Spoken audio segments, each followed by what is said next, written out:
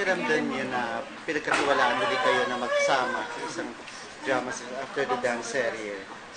Meron uli nakasunod. So, ibig sabihin, effective ang tandem. Siguro dun sa time, siguro nabitin na yung mga tao kasi, di ba, siyempre, may kasamang sayawan yung Time of My Life. So dito, sa Hiram na Puso, ayun nga, binigyan kami rin ng chance na maging partner at mag-team up for another project. At this time, wala nang halong sayawan. Talagang pure drama, love story, at marami pang iba. Except, syempre, wala pong sayaw. So yun, siguro po, nakikita yung network sa Chris and Mark tandem na gusto pa nilang ilabas. Mark, kung halimbawa wala kang ina, posible kang ma-fall kayo. Siyempre, pangalawa na ninyo ito ni Chris, di ba? Bakit naman hindi? Diba? Anong nakita mo sa kanya na pwede mong kailaban? Si Chris sa set or parang as a katrabaho, hindi siya mahirap pakisamahan. I mean, hindi siya yung tipo na kailangan mo mag-adjust dahil kunyari wala siya sa mood or never nagiging ganun si Chris. Lagi siya nasa mood.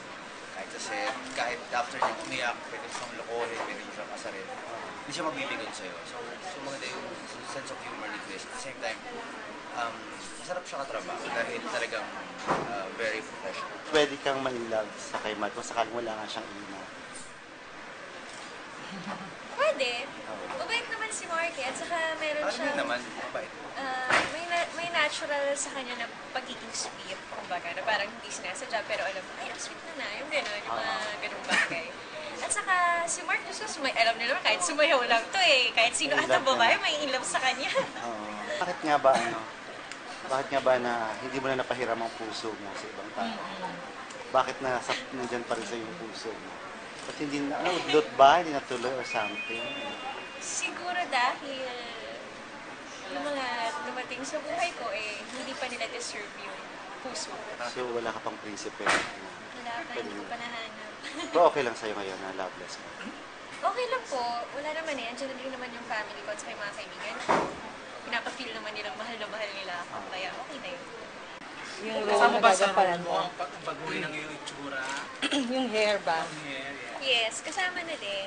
Pero una, syempre pagupit ako kasi para iba naman yung itsura ko sa Nexo. Pangalawa, kailangan din sa role. Hindi ka ba nangyayari yung pag-uupitan ka? Yung sinabi yung iba yung style ng hair?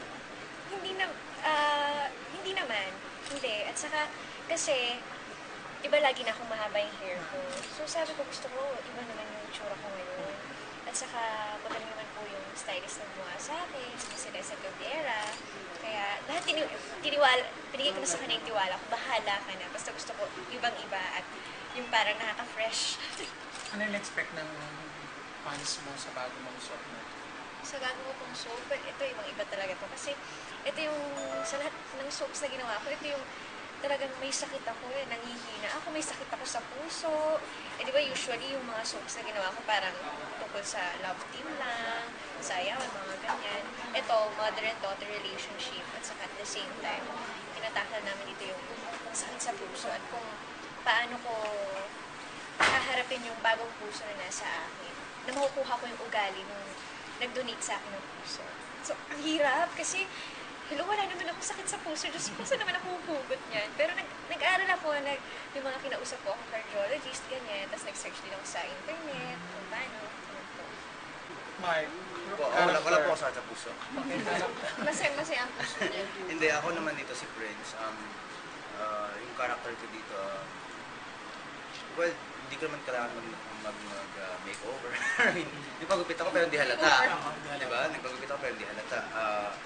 Pero yung character ko as Prince, meron akong niligawan dito na isang...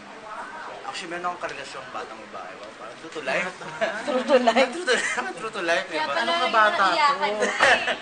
Hindi. So yun yung role. At the same time, dun sa character na yan, which is si Crystal, na madami ako niturong hindi maganda, which is yung puso niya, kung nakaksidente siya, kasalanan niyo ko yun. Malalaman niyo kung bakit kapag pinanood niyo yung puso.